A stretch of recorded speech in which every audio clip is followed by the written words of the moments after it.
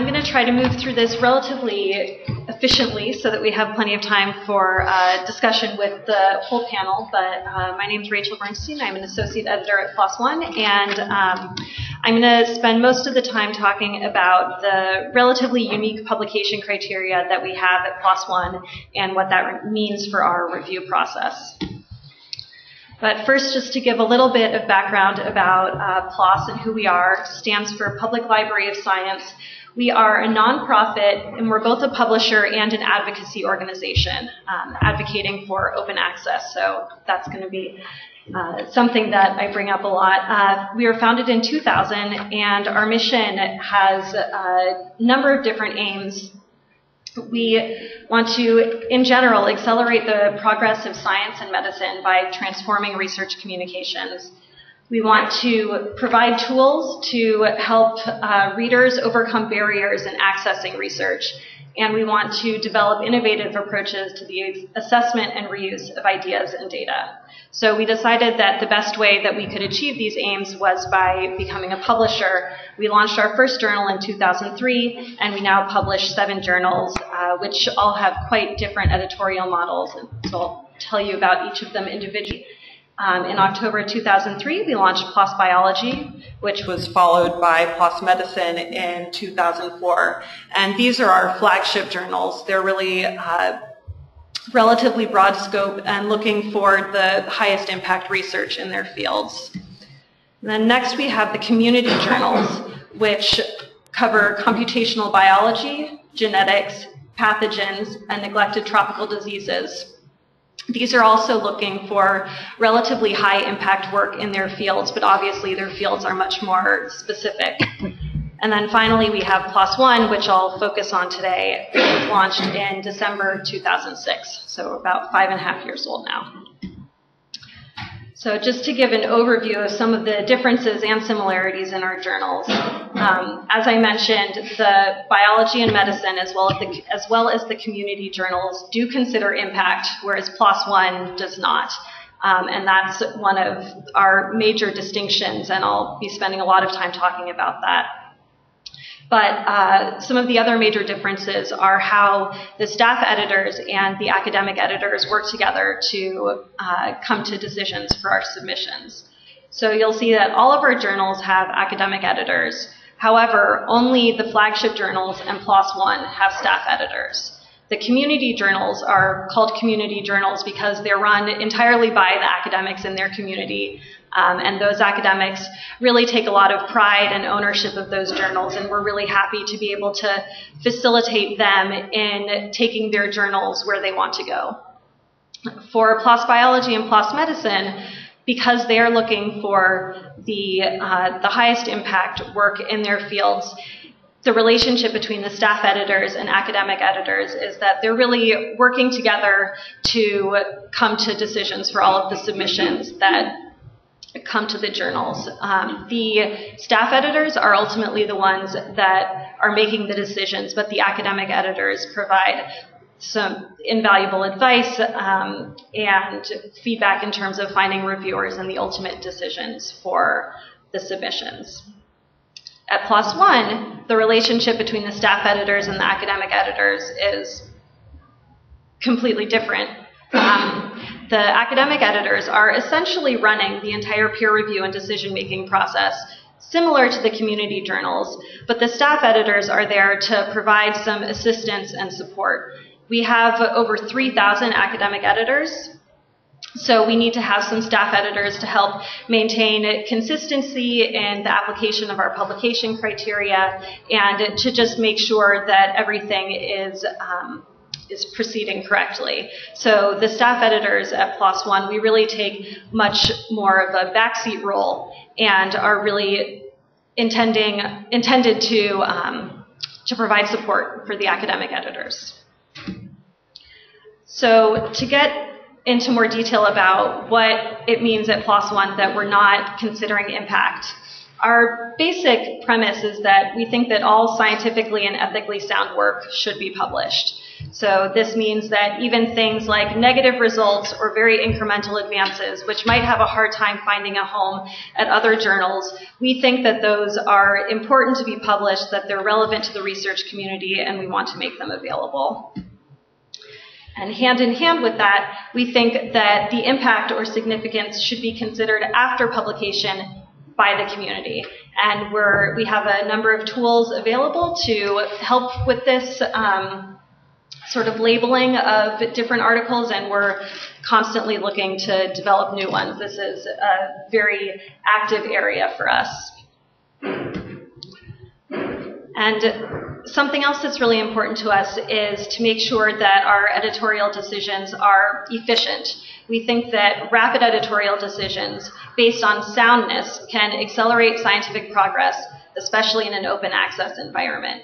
So there are sort of a few layers to this. We feel that making decisions based on soundness can lead to faster decisions.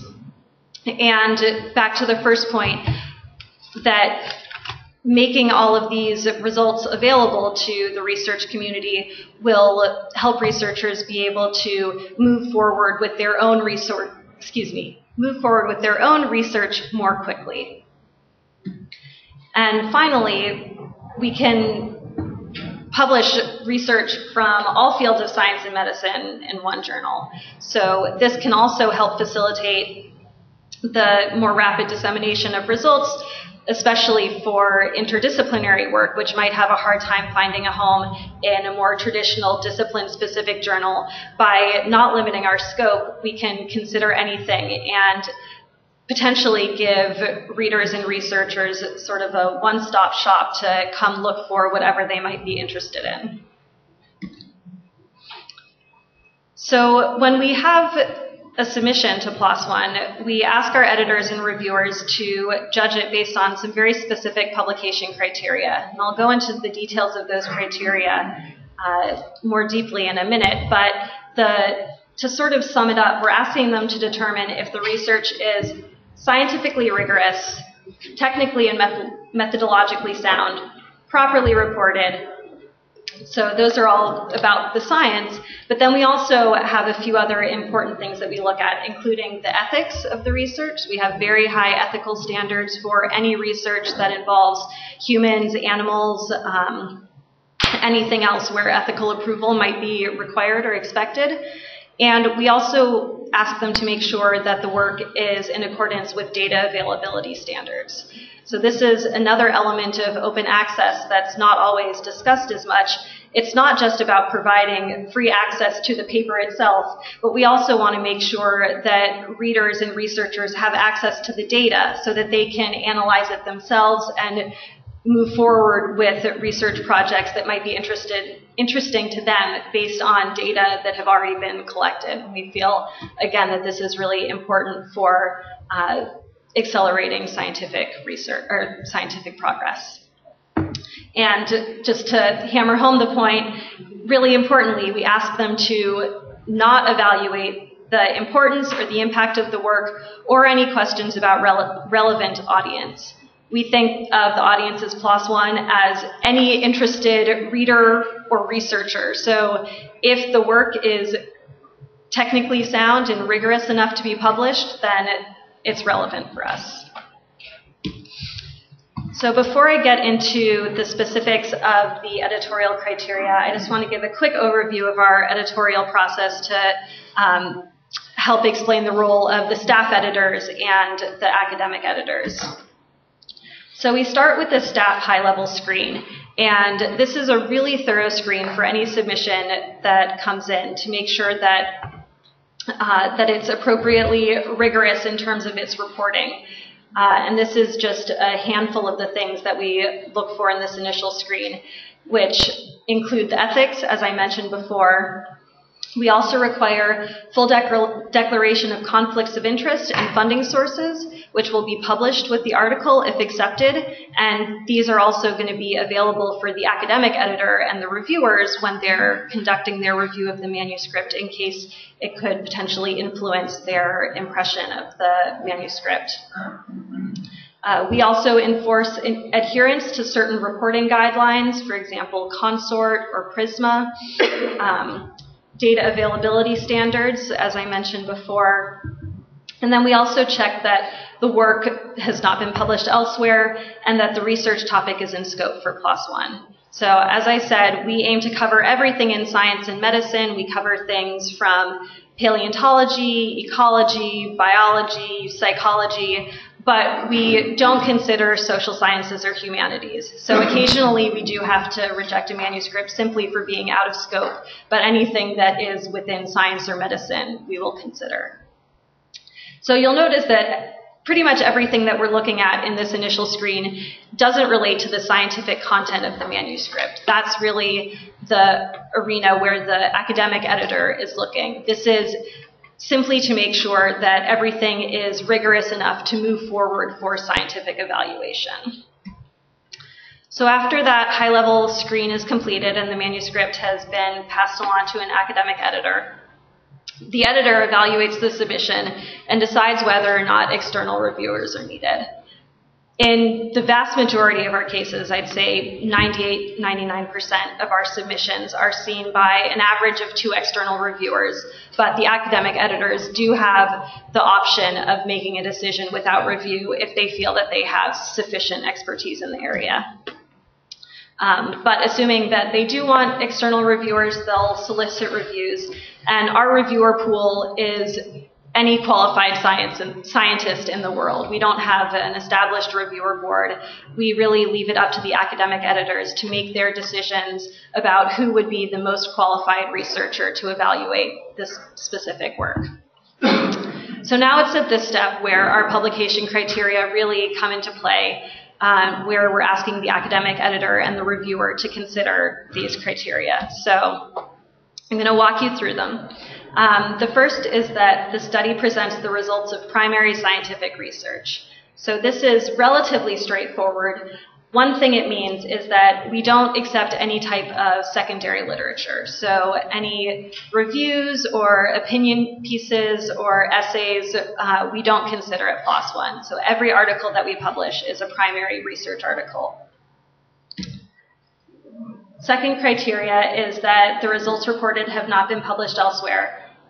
This goes back to a question that someone else brought up about preprint servers. We do consider manuscripts that have been posted on preprint servers or have otherwise been shared in non-peer-reviewed environments. So, for example, some researchers will post on their own blog as they're going through their research. And this is something that we really encourage because we feel that it furthers the mission of accelerating scientific progress by making data and results available. So we don't want to punish authors for doing that. We will also consider replication studies.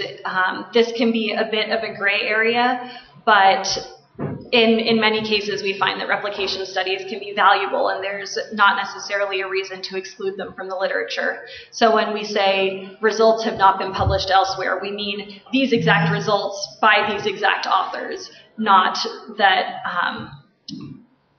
well, so I'll leave it at that. The third criteria is that experiments, statistics, and other analyses are performed to a high technical standard and are described in sufficient detail. So this is pretty straightforward. It gets to some of the meat of our criteria, is that we're looking for manuscripts that are describing experiments that have been done well. That's really what we require at this step.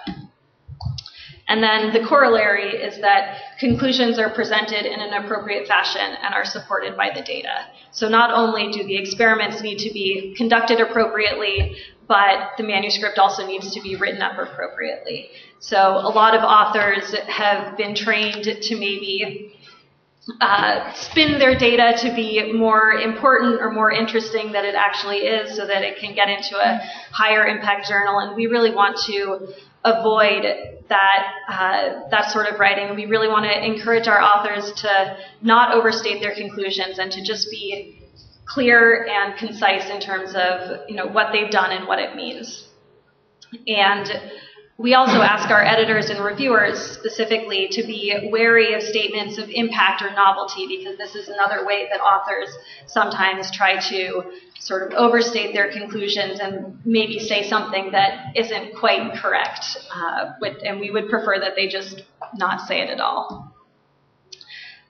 Number 5, pretty straightforward. The article is presented in an intelligible fashion and is written in standard English.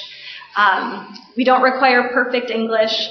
We have lots and lots of international authors, but we do need to make sure that the English is at a level where it doesn't obscure the scientific understanding. So that's the main thrust of that criteria. This is a big issue. The research meets all applicable standards for the ethics of experimentation and research integrity. So now we're moving a little bit away from the results and making sure that the researchers have conducted themselves properly. So as I mentioned before, we check the ethics, the staff check the ethics in our initial screen. We also ask the academic editors and reviewers to consider the ethics and make sure that there aren't any field-specific expectations that we might have missed. And we also reserve the right to reject submissions that don't meet our ethical standards regardless of local approval. So in some cases, the standards for animal treatment in particular can be very different depending on region. And in some cases, we may have to reject submissions that we don't feel comfortable with the ethics, even if they have obtained approval. So this is something that we take very seriously. And we have an ethics committee who helps deal with any of these more difficult situations. And then finally, the article adheres to appropriate reporting guidelines and community standards for data availability. So this is twofold. As I mentioned before, the authors are required to share all of their materials and data if it's reasonably requested for academic, non-commercial research. And this is something that we actively enforce. We also enforce adherence to community reporting standards. And as I mentioned before, this is something that's checked both by the staff, the academic editors, and the reviewers. So these are our 7 criteria, and we feel that based on the answers to these 7 questions, it should be relatively straightforward to determine whether or not a manuscript is sound to be published in PLoS One. Whether that's the case in practice is a little bit murkier, but that's the intention.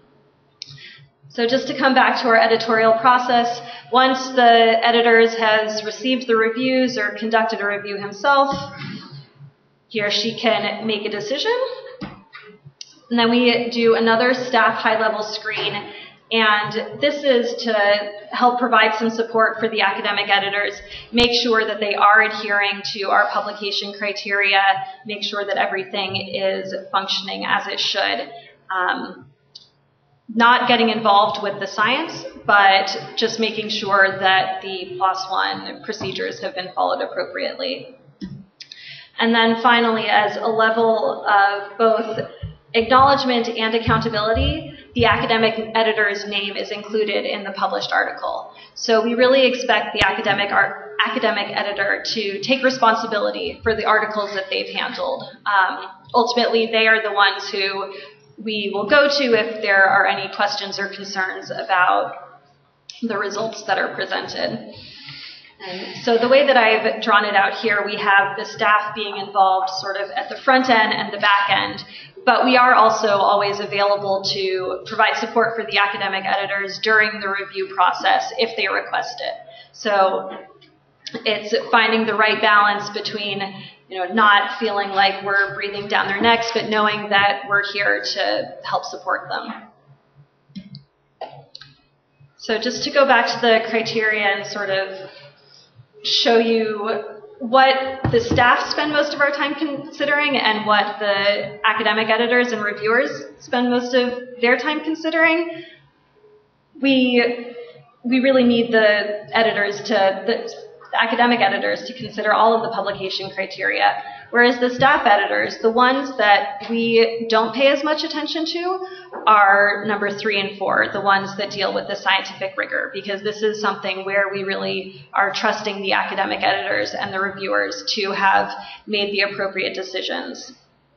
For the other ones that the staff is more involved in, those can be maybe a little bit more outside the expertise of the academics, so that's where we want to step in a little bit more actively and just make sure that everything is moving as it should. So the results of this publication criteria have been quite successful. We found that it's been pretty effective for rapid publication of rigorously conducted research. Our average time to first decision is about 40 days, which is longer than we would want it to be, but we're constantly working to get that number down. Our acceptance rate is about 70%. And when we did a small pilot study looking at the manuscripts that were rejected to see where they went, and we found that most of them had not been published elsewhere. So we're relatively confident that those rejections were because the science wasn't sound and that they should have been rejected. We publish about 70 papers every day, and so then in 2011 we published 13,798, and we're on track to publish over 20,000 in 2012. And one of the big advantages that we feel this model provides for authors is that they can avoid the time and energy sink of shopping around to different journals. We want to provide them a place where they can come and feel relatively confident that their results will be published if they've been conducted rigorously and reported properly, and not have to go through all of that peer review torture that can sometimes come up at other journals that focus more on the impact and significance. And as I mentioned before, our publication criteria make us an excellent venue for interdisciplinary research, negative results, or any other type of articles that might have a hard time finding a home in other journals, but that are nonetheless rigorously conducted and reported. So one of the other things that we spend a lot of time thinking about is the transparency in our peer review. And right now we're not as transparent as we would like to be. We do have the transparency for the academic editor, where they sign all of their decision letters and they publish their name with any of the papers that they handle. In terms of the actual reviewers, any reviewer is given the option to sign his or her review, and that will be passed on to the author. It's not something that we enforce. But we are thinking in the future about some different possibilities in open peer review, either encouraging all reviewers to sign their reviews, perhaps publishing reviews with the papers, perhaps some sort of mixed model. So this is definitely something that we're interested in pursuing, and that we feel that transparency in peer review is very important. So, of course, everything is not as easy as it might seem, as much as we try to think of our publication criteria as being relatively objective. So we have a few major problems that we face. The first would be that our reviewers are not always fully aware of the publication criteria. So while we put a lot of energy into making sure that our 3,000 plus academic editors understand our criteria and are sort of on board with the mission, that's not necessarily always passed on to the reviewer. So we need to make sure that our academic editors, when they receive the reviewer recommendation, are interpreting it in the proper context. So a reviewer may be recommending rejection, but looking at the actual review, it's possible that the rejection decision is primarily based on impact, and that they've also included comments saying that the work is essentially scientifically sound. So we really rely on our academic editors to be able to make some of those distinctions and make a decision based on their understanding of the criteria. And then one of the biggest issues is that, of course, some of these decisions are still subjective. So it's easy enough to say, if the science is sound, we should publish it. But then you get into all of these gray areas of what's a minimal publishable unit. You know, if an author has one sound result, does that make a manuscript? Does that mean that it should be published? And it's really hard to try to come up with any sort of blanket rules about how to deal with these sorts of submissions. Sort of in that same vein, if there are pointless studies that meet our criteria, there are studies that essentially prove something that is already known, but they have done so rigorously and reported it properly, it's hard for us in our current criteria to figure out whether or not we should publish it. So that's something that we struggle with a lot. And then there's also the question of scope. As I mentioned before, we want to consider anything within the realm of science and medicine, but as we get to the social science end of science, or the science end of social science, it becomes a difficult call in terms of what is actually primary scientific research, even though on the face of it, it seems like a very simple statement.